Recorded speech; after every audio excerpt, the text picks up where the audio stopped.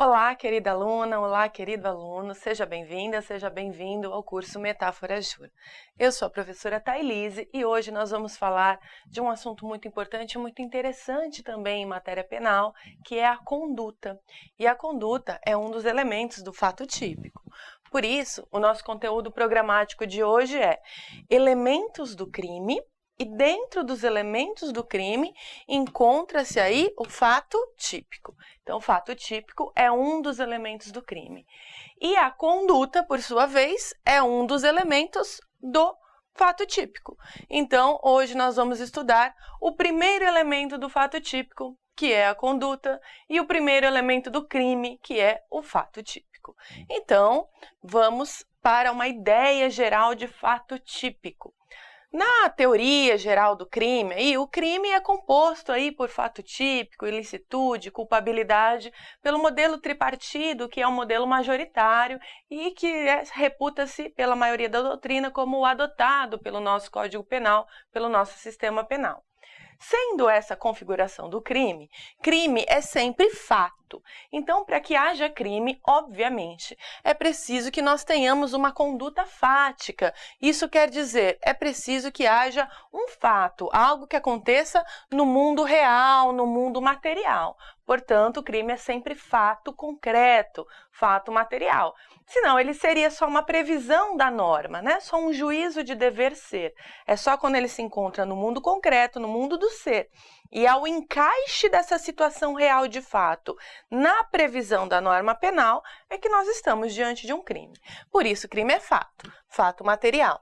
Mas para que seja fato típico, ou seja, ele é típico penalmente, ele é assunto penal, ele interessa juridicamente ao direito penal, é preciso que ele se amolde totalmente a todos os elementos constantes do modelo previsto na lei penal. Nós temos um encaixe de subsunção, né? O nosso modelo de subsunção, para dizer que houve crime, é assim, há uma lei, né? E aí o fato acontece no mundo real, é preciso que esse fato se encaixe perfeitamente na previsão da lei, se amolde perfeitamente na previsão da lei. Eu brinco que é como aqueles brinquedinhos de encaixar de crianças bem pequenas, né? Que o círculo encaixa no círculo, o quadrado no quadrado, triângulo no triângulo e assim por diante. Para a gente dizer que o fato foi típico, é assim que a gente trabalha em matéria penal. Esse é o encaixe, a subsunção. O fato do mundo real precisa se amoldar perfeitamente à previsão da norma. E aí, para que isso aconteça, né, existem alguns elementos do fato típico. Esse encaixe perfeito é o que a gente chama aí de tipicidade, né? Esse encaixe da tipicidade. É essa subsunção perfeita do fato na norma. Porém, o fato típico não é composto só de tipicidade. Ele tem outros elementos, que são a conduta, e essa conduta vai ter sempre um elemento subjetivo, dolosa ou culposa, o resultado, o nexo de causalidade e essa famigerada tipicidade. Então, hoje nós vamos estudar a conduta. E a conduta, como primeiro elemento aí do fato típico, junto com todos esses outros, ela é composta, por sua vez, de vontade, o sujeito tem que ter o desejo, tem que ter finalidade. Essas duas articuladas, vontade e finalidade, estão no nosso sistema devido à adoção da teoria finalista de Hans Welzel pelo nosso legislador penal originário lá na década de 40. Além disso, é preciso haver exteriorização. Essa conduta precisa ser colocada no mundo, não basta que ela esteja só no universo especulativo, da elucubração, do planejamento. A gente pode querer muito matar alguém, mas só vai ser crime se efetivamente você exteriorizar esse desejo, esse plano, esse pensamento. Então, é óbvio que inexiste a conduta enquanto ela estiver enclausurada na mente. E, por fim, é preciso que haja consciência daquilo que se está fazendo, porque assim como o dolo, a culpa, a vontade, a finalidade, a consciência é um dos elementos fundamentais na teoria finalista, porque ela é um elemento inequívoco para a culpabilidade. Para que nós possamos culpabilizar o indivíduo a título de dolo, principalmente, é necessário que haja consciência do fato e consciência ou potencial consciência da ilicitude. E aí, para que essa conduta aconteça no mundo, dolosa ou culposa, ela tem duas formas, né? Ela pode acontecer na forma de uma ação ou na forma de uma omissão. Por isso, a gente não define conduta como ação, né? A conduta, ela é uma conduta, né? Um ato, uma exteriorização de uma vontade, de uma finalidade orientada à lesão de um bem jurídico. Então, nós não vamos chamar de ação, vamos chamar de conduta, porque pode ser ação, mas pode também ser uma omissão. Vistos esses elementos iniciais, vamos olhar aqui para, então, um conceito de conduta. Como eu disse, nós conceituamos a conduta como ação ou omissão. Tem que tomar sempre esse cuidado. Então, a conduta é ação ou omissão humana, como eu falei, consciente e voluntária, dirigida a uma finalidade, tudo isso junto, deriva da ideia da teoria finalista, da conduta aqui, que é a teoria que nós vamos adotar. O movimento corporal voluntário, somente ação, causador de modificação no mundo exterior, né? Ela pode ser ação, pode ser omissão. Se for um movimento corporal voluntário, ela é uma ação, quando for nesse caso, aí tem que causar uma modificação no mundo exterior. Nesse caso, nós estamos falando de delitos materiais, né? Faltou um ou aqui, né? Ou movimento corporal voluntário, somente ação, causador de uma modificação no mundo natural, nesse caso, para os crimes materiais. Estou já adiantando que o nosso modelo é finalista, mas eu não posso deixar de falar que há duas teorias sobre a conduta, a teoria causalista e a teoria finalista. Via de regra, e trocando em miúdos, elas não adotar uma ou outra não tem um impacto tão significativo na técnica da dogmática penal. Mas é importante que nós conheçamos essas duas teorias. Então, vamos ver o que diz a teoria causalista da conduta.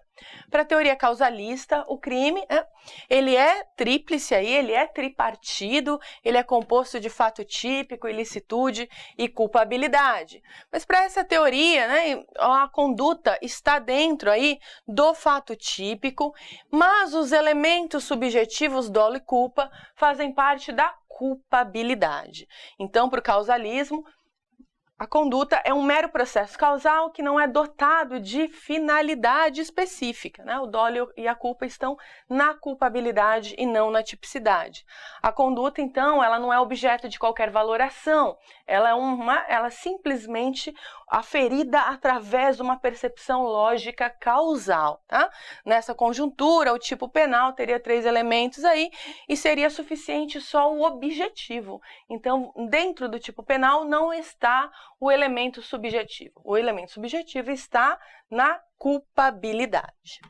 Já para a teoria que nós dizemos que adotamos, que é a teoria finalista, essa que deriva, então, desse teórico alemão, o Hans Welzel, vai dizer que se considera crime o fato típico também ilícito e culpável. Então, a teoria finalista, não uma interpretação hegemônica, não é a única, ok?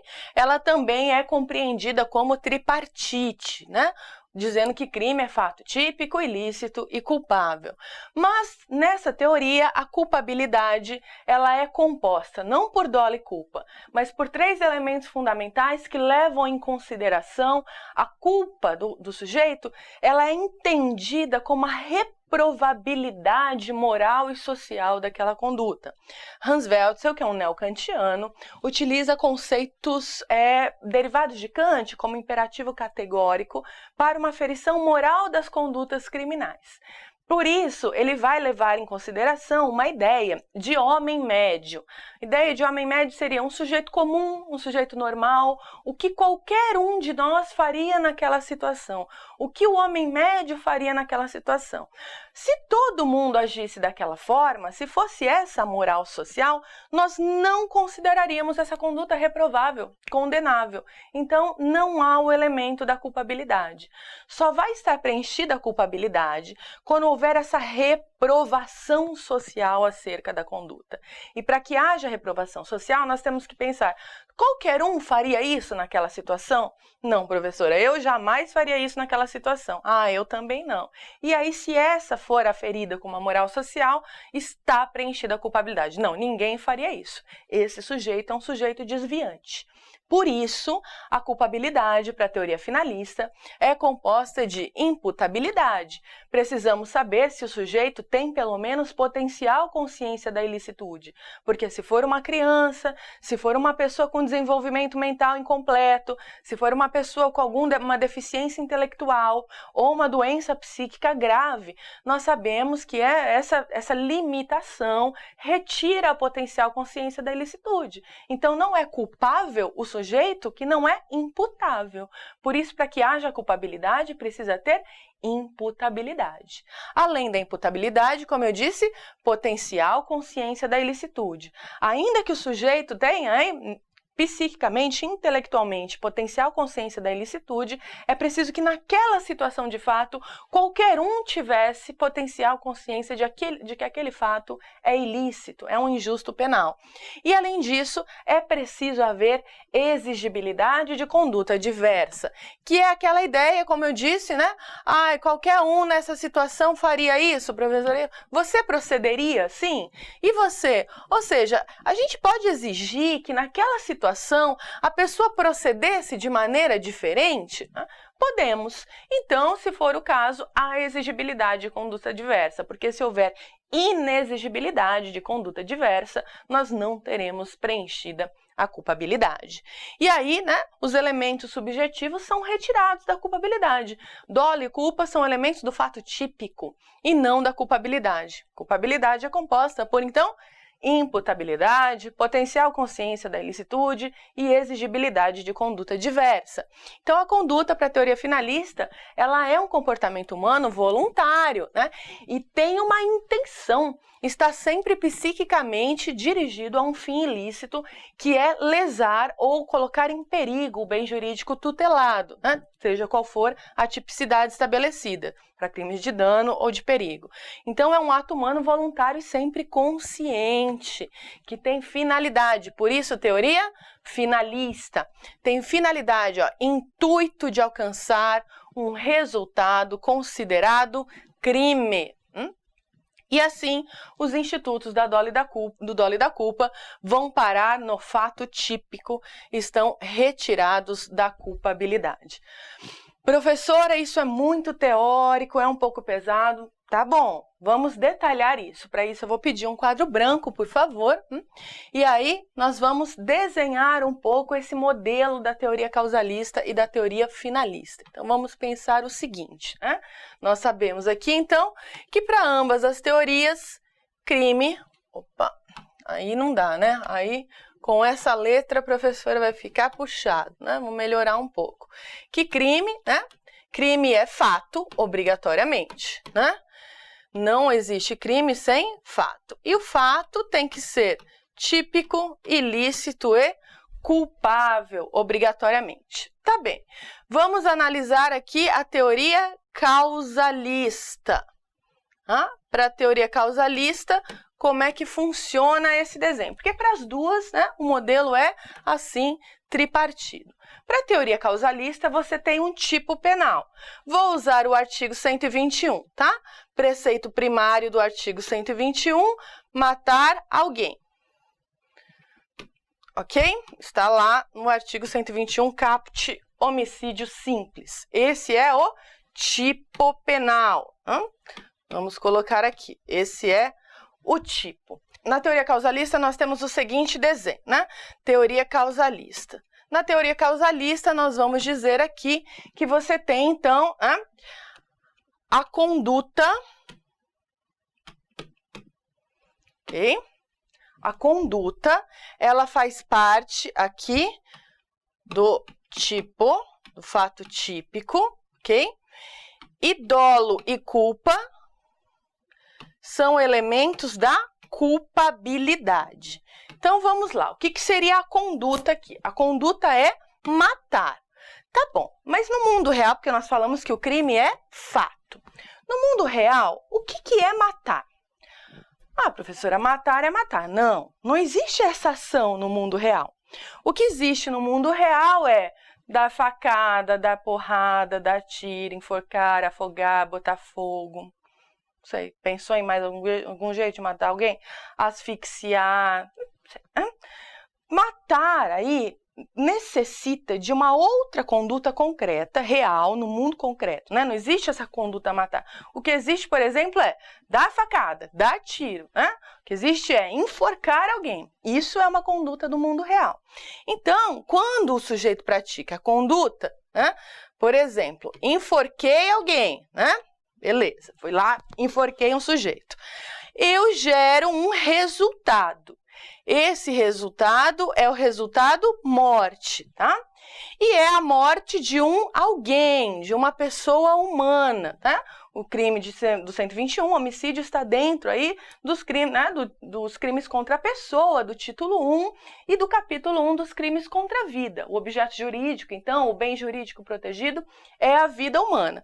Então, tem que ter a morte de um ser humano, obviamente, né? Esse é o resultado pretendido por causa dessa lógica do Código Penal.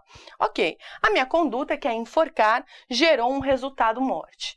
Para a teoria causalista, o que importa é que quando eu peguei as minhas mãozinhas, coloquei no pescoço do fulano, apertei, ele desfaleceu. Foi para o IML, o perito constatou, está morto. E está morto porque foi enforcado. Então, existe um nexo causal. Foi a minha conduta, né, o meu enforcamento, que causou a morte do sujeito. Isso daqui que eu desenhei, então, é um nexo de causalidade.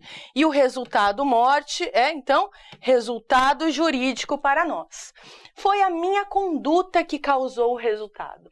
É isso que importa para a teoria causalista. Foi o que eu fiz que causou o resultado jurídico relevante? Foi o que você fez. Então, esse fato é típico, essa conduta é típica. Não importa se eu queria matar quando eu enforquei. A teoria causalista não está preocupada com o que se passava na minha cabeça no momento que eu enforquei. Eu posso ter enforcado por qualquer outro motivo, não interessa, né? Porque não é isso que é fundamental para constituir o fato típico. O que importa é que foi a minha conduta que causou o resultado morte. Por isso é a teoria causalista. E por isso que na nossa definição nós falamos que aqui a conduta ela é desprovida de valoração. Eu não vou perguntar, mas essa conduta é do mal, é do bem, a pessoa queria ou não queria matar, não importa. O que importa é que eu causei o resultado morte com a minha conduta. Então, a conduta está dentro do tipo, mas o dolo e a culpa, ou seja, as intenções da pessoa aqui, elas não estão dentro do tipo penal. Não interessa se eu quis ou se eu não quis. O que interessa é o resultado e o nexo de causalidade. Professora, mas a teoria causalista não leva em consideração o dolo e a culpa? Leva sim. Só que aí o dolo e a culpa serão elementos da culpabilidade. Então, é quando eu for aferir a culpabilidade que eu vou ver se a pessoa agiu com dolo ou com culpa. E aí, é nesse momento que eu vou ver se a conduta dela é reprovada penalmente, porque se a culpabilidade é elemento do crime, o que vai acontecer? Eu posso dizer o seguinte, se o meu enforcamento causou a morte, o fato é típico, é fato típico, né? Não tinha nenhuma excludente de ilicitude, o fato é ilícito. E aí, por último, eu vou ver se tinha dolo e culpa. E aí, se tinha dolo, se tinha intenção, né, no meu ato ali, é culpável o meu delito. E aí, eu estou diante de um crime. A culpabilidade é elemento, então eu preciso ver se houve dolo, mas é a última coisa que eu vou olhar, porque não está dentro da conduta, do fato típico, o elemento subjetivo. Por isso, nós dissemos que o tipo penal, ele é composto só por elementos objetivos, porque o dolo e a culpa, que são os elementos subjetivos, estão fora do tipo, da tipicidade, eles estão na culpabilidade, ok? Então, na teoria finalista, nós temos aqui um modelo no qual a primeira coisa que eu olho é dolo e culpa. Eu não olho lá no fim. como funciona o modelo finalista e por que eu estou dizendo que ele é adotado no nosso Código Penal. Na teoria finalista, é a mesma coisa, né? Crime é igual a fato, né? Tem que ter fato, e é fato típico, ilícito e culpável, obrigatoriamente. Vamos de novo para o caput do 121, homicídio simples. Matar alguém. Esse aqui é o tipo penal, certo? Preceito primário do tipo, porque o tipo é composto por preceito primário e preceito secundário. No preceito secundário está a pena, né? Reclusão de 6 a 20 anos para esse crime. Vamos lá, matar alguém. Quando eu olho para esse tipo aqui, a conduta é matar, certo? Isso aqui é a conduta. E como nós falamos, professora, você falou que não existe a conduta matar. É verdade. Para preencher esse verbo aqui, que é o núcleo do tipo, eu preciso fazer alguma coisa de fato, no mundo real. Eu preciso enforcar, asfixiar, bater, dar tiro, dar facada, para poder chegar ao resultado morte. Então, tá bom. Suponha que, de novo, eu fui lá, enforquei o fulano, e aí, como resultado, eu causei a sua morte, né? E a morte de um ser humano está preenchido matar, está preenchido alguém. Eu tenho tipicidade. Só que para a teoria finalista, para que preencha o verbo matar, a minha conduta tem que ser dolosa. Então, não é matar se não for uma conduta já com dolo, obrigatoriamente. Lembre, então, que na teoria causalista o que importa é o seguinte: eu enforquei, o corpinho foi para o IML e aí o perito falou, tá morto. E a morte foi derivada do enforcamento. O que importa é que morreu, tem resultado morte e tem nexo de causalidade entre a ação, a conduta e o resultado. É isso que importa. Na teoria finalista, não. Importa sim, claro, que eu matei, tem nexo de causalidade, causei o resultado morte, isso importa. Mas, além disso, é fundamental que eu tenha agido com dolo. Porque se eu não agir com dolo, o meu crime, né, o meu ato, ele é atípico para o 121 caput. Para ser fato típico de 121 caput, homicídio simples, tem que ter dolo. O dolo está dentro do verbo, obrigatoriamente. Ele está aqui inserido no núcleo do tipo. Então, o elemento subjetivo, que é o dolo, ele é essencial para que haja tipicidade. Não tem fato típico sem elemento subjetivo. Por isso que o dolo, ele vai estar aqui, ó, no fato típico. Está entre as primeiras coisas que eu vou vislumbrar. Não está na última aqui, que é a culpabilidade. Então, eu vou assim, ó, quando a gente for fazer, né, ticando aqui o que está preenchido e o que não está, a hora que eu falar, o fato foi típico, perguntar para você, você vai me falar, foi, desde que eu já tenha perguntado se houve dolo. Então, eu tenho que perguntar, houve conduta? Sim. Houve resultado? Matou alguém? Sim. Houve nexo de causalidade? Sim. Teve dolo? Sim. Ah, tá, teve tudo isso, então o fato é típico. Aí eu vou poder dizer que o fato é típico. Depois eu vou ver, não teve nenhuma excludente de ilicitude, então ele também é ilícito. E por fim, para saber de culpabilidade, o que eu vou perguntar? A pessoa é imputável? Existe potencial consciência da ilicitude? Há exigibilidade de conduta diversa? E aí, se eu responder sim para esses outros 3 elementos, estou diante de um fato culpável e vou dizer que eu tive um crime, portanto. Isso é importante, professora? É. Sabe por quê? Porque se não houve dolo, suponha que a pessoa não queria matar, né? Suponha que a pessoa estava enforcando a outra, né? Porque ela queria dar prazer. Tem um pessoal que faz sexo, não faz assim? Sufocando o outro, né? Existe. Se você não sabia, ficou sabendo aqui na minha aula. Então, existe esse tipo de coisa, né? A pessoa vai lá, enforca, asfixia, outra. Não queria matar, né? Queria, né, fazer outras coisas, né? Tem gente para tudo. E aí, queria fazer isso, não tinha dolo, não tinha intenção de atingir o resultado morte do sujeito, não queria. Então, esse crime não foi cometido a título de dolo, ele foi aí a título de culpa, né? No máximo aí foi uma conduta imprudente, lógico, né? Uma conduta perigosa que ninguém deveria fazer, mas não tinha desejo, finalidade, intenção, tudo aquilo da teoria finalista. Não tinha finalidade de matar. E aí que essa conduta do sujeito, ela é fato atípico. Ela não é o crime do artigo 121, caput. Não é homicídio simples. Não é. Então eu já parei aqui no primeiro item para saber se é o crime típico, ilícito e culpável. É típico? Não, é fato atípico. Nossa, professora, e aí? O que eu faço? Aí o legislador penal, se ele quer que o resultado seja punido a título de culpa, ele precisa criar um tipo autônomo. E o nosso legislador fez isso. Criou o parágrafo 3º lá para o artigo 121, dizendo, né, se o homicídio é culposo, aí dá uma pena bem menorzinha. Então, nesse caso, a minha conduta, a minha não, eu não faço isso, hein? Né? Mas poderia, né? Cada um faz o que quer. Mas quem faz uma coisa dessa, né? Enforcou porque tá fazendo sexo, blá, blá, matou. E aí cometeu o crime a título de culpa. Esse sujeito não cometeu o crime do artigo 121 caput, tá?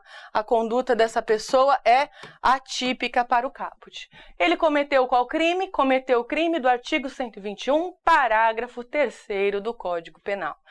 O tipo culposo é um tipo autônomo, é outro tipo, é outro crime, diferente do tipo doloso, porque o elemento subjetivo, culpa, ele faz parte da tipicidade. Se o nosso legislador fez isso, ele desconectou, né, a culpa e criou um tipo culposo autônomo, ele deixou muito claro que adotou a teoria finalista e não a teoria causalista da culpa. Acho que agora ficou um pouco mais tranquilo, né? Então, quando nós estamos falando de elementos do crime, temos aqui o artigo 13º. O resultado de que depende a existência do crime somente é imputável a quem lhe deu causa, né? Considera-se ação ou omissão sem a qual o resultado não teria ocorrido. Causa é a conduta, sempre.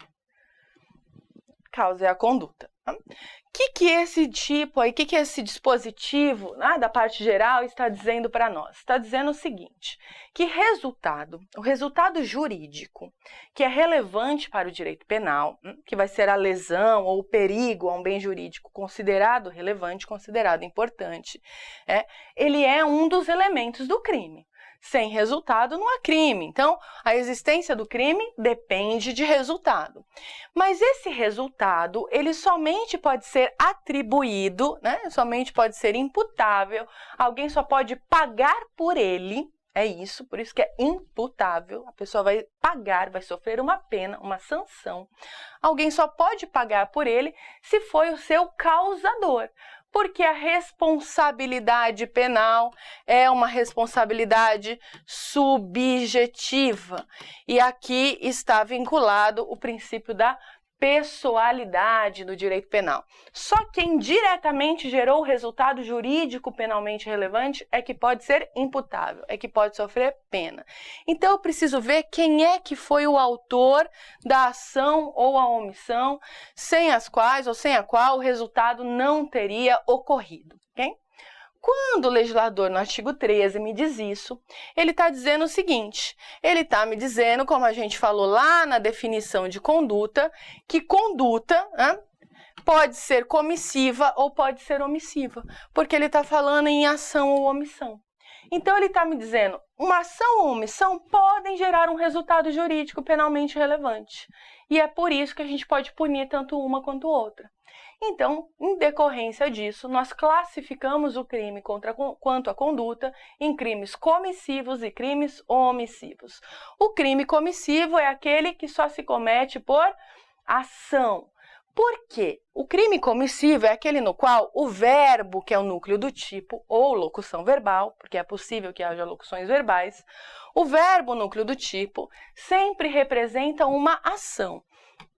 Por que o verbo é o núcleo do tipo?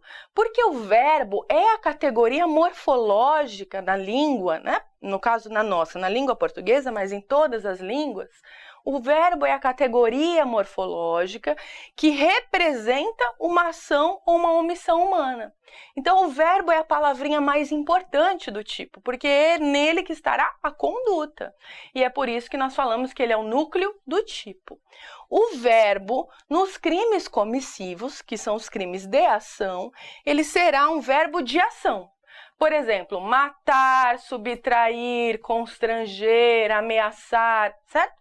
A pessoa precisa fazer alguma coisa positiva, diretiva. E aí nós temos um crime que é tradicionalmente comissivo, um crime de ação. Exemplo, coloquei aqui para nós, né? O exemplo aqui do crime de furto, do artigo 155 do nosso Código Penal. Aqui, ó. Subtrair para si ou para outrem coisa alheia móvel. O verbo é um verbo no qual o sujeito precisa ir lá e pegar. Porque se ele não for e pegar alguma coisa, não tiver essa ação, não há o crime de furto do artigo 155. E no crime omissivo? Aqui nós estamos falando de crimes omissivos próprios, ok? Nos crimes omissivos próprios, o verbo ou a locução verbal, ele representa uma omissão. Então, aqui, o próprio núcleo do tipo já é um deixar de fazer. Ou ele vem acompanhado do adjunto adverbial de negação. O não, tem um nãozinho ali.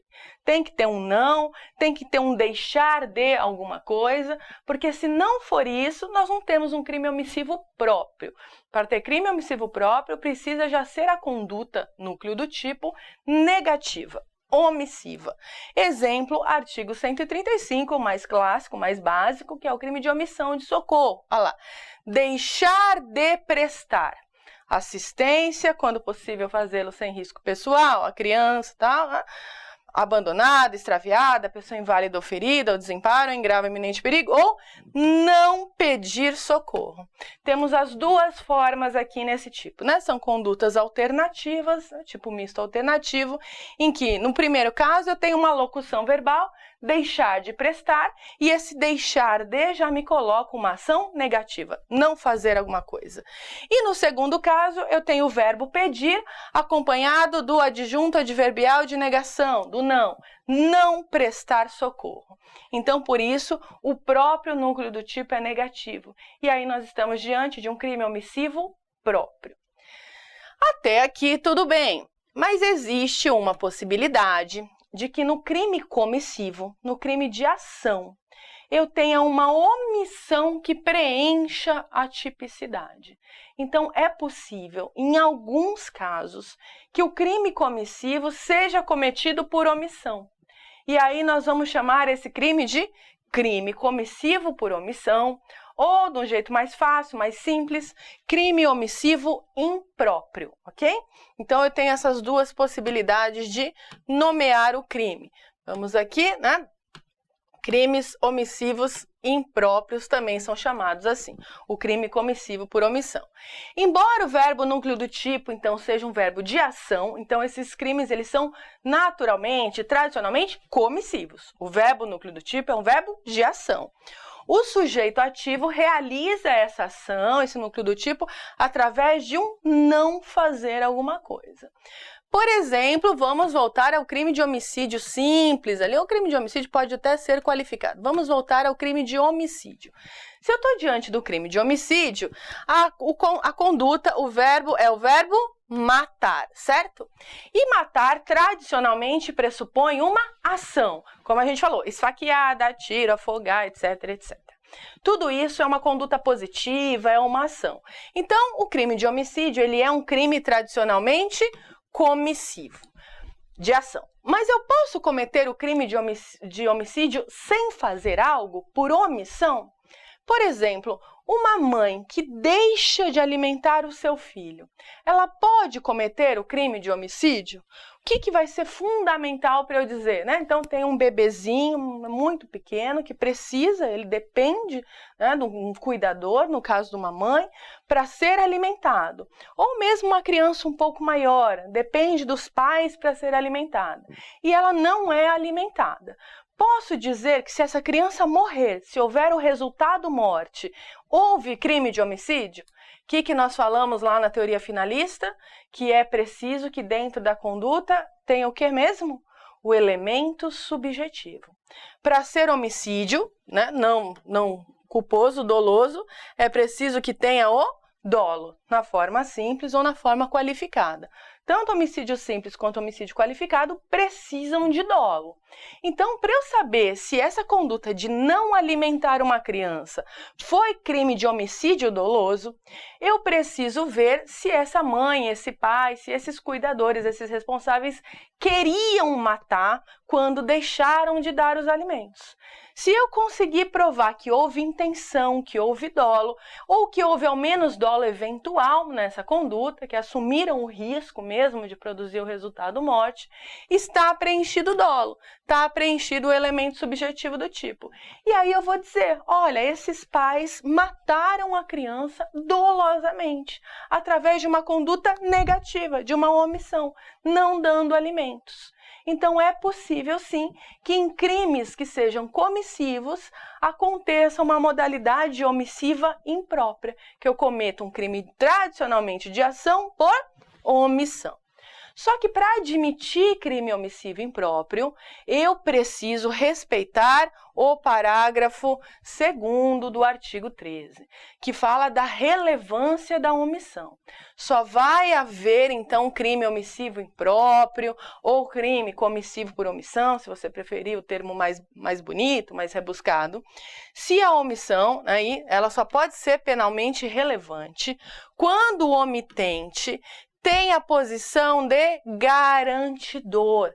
Nós dizemos, só há crime omissivo impróprio se o agente omitente, na verdade, então vamos falar omitente, se o omitente está na posição de garante, se ele tem que fazer alguma coisa obrigatoriamente para proteger, para cuidar, para evitar o resultado, e ele não faz.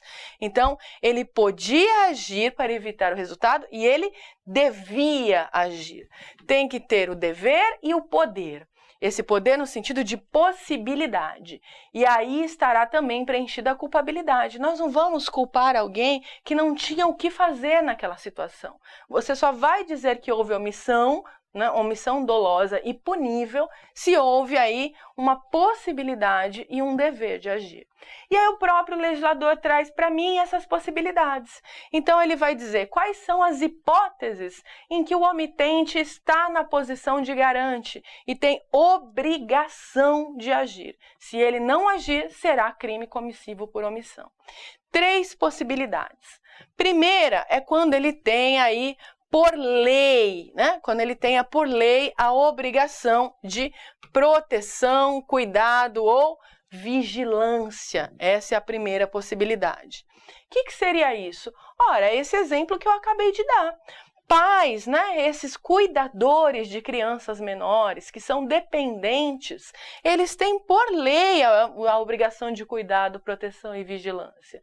Eles estão, estão nessa posição de garante por força de lei. E se eles têm que, tomar todo esse cuidado devido, ao ECA, ao Poder Familiar do Código Civil e todo o sistema de proteção integral que o Estatuto da Criança e do Adolescente trouxe, eles são obrigados, compelidos aí por lei a cuidar, proteger e vigiar. Se não fizerem isso, poderão cometer crimes comissivos por omissão. Outra possibilidade, a B, é quando o garantidor assumiu a responsabilidade de impedir o resultado de outra forma. Suponha que ao invés de pais e mães, nós estejamos falando de outros cuidadores como uma babá, uma pessoa que foi contratada, é uma pessoa que foi contratada como uma empregada, ou prestadora de serviços, ou empregada, não importa a modalidade de contrato, pode ser um contrato de prestação de serviços, pode ser um contrato seletista, com direitos trabalhistas e vínculo empregatício, mas essa é uma outra forma, uma forma contratual de assumir a responsabilidade de impedir o resultado. ela não tem nenhum vínculo legal com essa criança tradicional, não é mãe, não é tutora, não é curadora, mas então teve uma outra vinculação decorrente de um contrato. E por esse contrato de ser babá, de cuidar dessa criança, ela assumiu a responsabilidade de impedir o resultado. Suponha que ela faça o mesmo, né? Que ela não alimente a criança e gere um resultado morte. Também está na posição de garantidor, de garante, também responderá por crime omissivo impróprio. E por fim, né, nós temos a possibilidade de que o sujeito, ele cria o perigo, ele cria o risco, né? Então, se o sujeito criar um perigo, criar um risco da ocorrência do resultado, né? Pus fogo em algum lugar, e aí tinha uma criança ali próxima, e eu não fiz nada a respeito, estou na posição de garante, não vai ser simples omissão de socorro. Pode ser um crime de homicídio doloso por omissão, né? E se eu conseguir encaixar no homicídio, né? E essa é a ideia, porque eu sempre coloco a tipicidade mais grave e residualmente, subsidiariamente, eu vou para incêndio, perigo de incêndio e etc. Então, nesse caso, poderia dizer que é um crime de homicídio doloso, né? Embora eu tenha colocado fogo próximo e não na pessoa, né? Ali, eu criei o risco, eu criei o perigo e não fiz nada para evitar o resultado. Estava, sim, na posição de garante e posso ser imputada, né? Posso ser imputado por um crime omissivo por omissão. Então, para ser crime omissivo por omissão, ou comissivo por omissão ou omissivo impróprio, precisa preencher uma dessas possibilidades de estar na posição de garante, de garantidor, ok? Essas são as modalidades de conduta. As referências bibliográficas dessa aula estão aqui, são os livros, as obras que eu utilizei para preparar esta aula, são as leituras que eu sugiro, mas você fica livre para escolher a doutrina de sua preferência. De qualquer modo, eu recomendo veementemente que leia a doutrina, que estude, e espero que essa aula tenha ajudado a sua compreensão dessa temática tão importante que é a conduta. Obrigada e até a próxima.